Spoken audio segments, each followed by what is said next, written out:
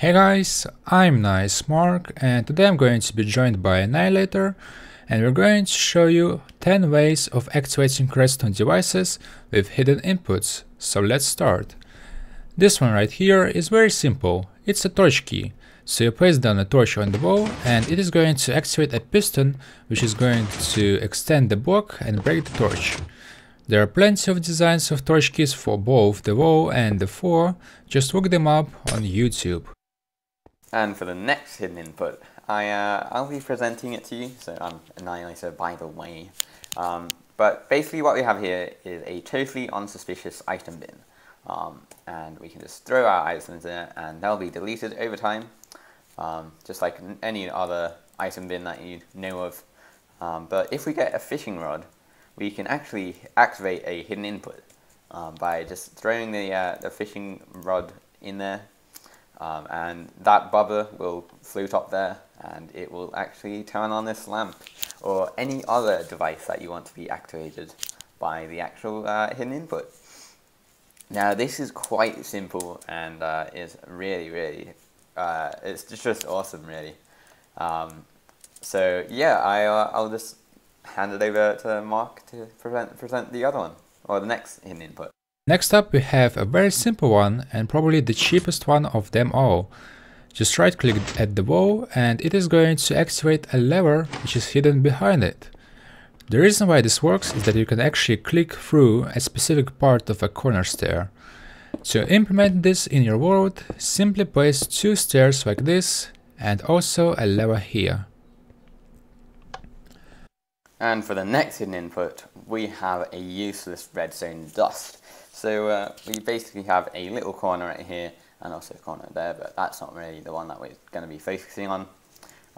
So basically we've got this, and if we place down a dust right there, as you can see it will get removed and then the wall will hide up again, so it's like nothing ever happened.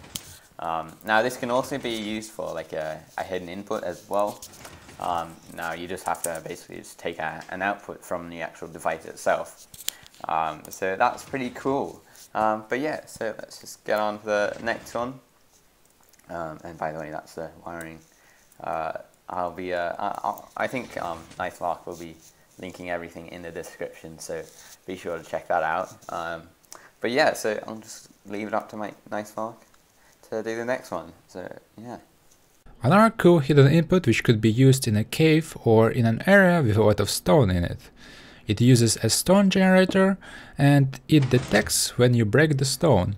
It will then fix the wall or the floor or even the ceiling depending on where you put it, as if nothing ever happened. And for the next hidden input we have basically a corner, and this time it's going to be a lever that's going to be the actual activation device. So if we just place the lever right there, we can have the whole thing activate basically, which is really cool to watch and is quite compact in itself as well. So that's very cool. And yeah, so that's basically that, and that is the wiring. Again, the tutorial will hopefully be in the description.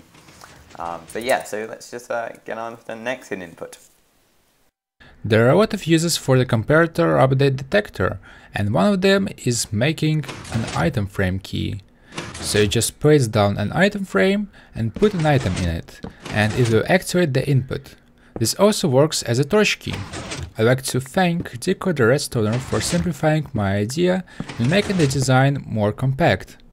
And in this hidden input we have a crafting table that is above ground, and if you just put a torch on the side of it like that, as you can see it will react and actually do something.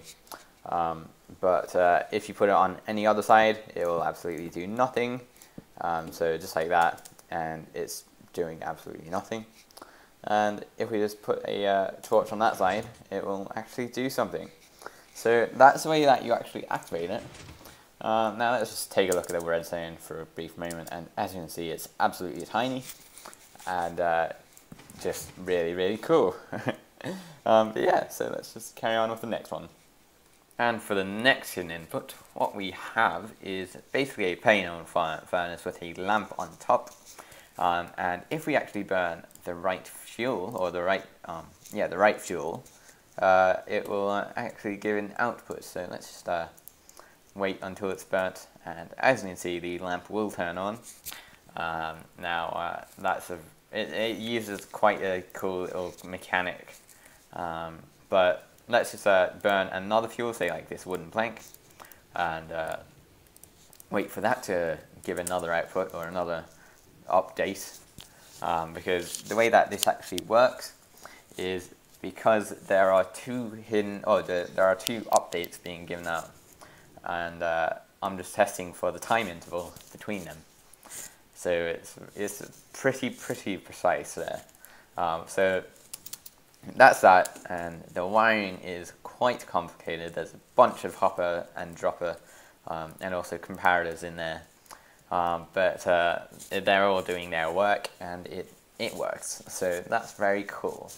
But yeah, so I'll just hand it over to NiceMark. I hope you guys did enjoy me being on his channel. So yeah, I'm just gonna hand it over to him. And finally, throwing an item on the ground. So throw an item on the ground, a hopper minecart picks it up, and there you have your hidden input. There are two ways you could do this. One is very simple, it just uses slabs above a hopper, and the other one uses a hopper minecart and is more complicated. But it can pick up these items through full blocks, and that's something that a normal hopper cannot do. Alright, so that's pretty much all that we wanted to show you today. I'd like to thank Annihilator for helping me make this video, and in case you're interested in more redstone contraptions, then I suggest you visit his channel, as he definitely does have a lot more of these there. And that's that, and that's basically it. Thanks for watching, and we'll see you all later. Bye bye.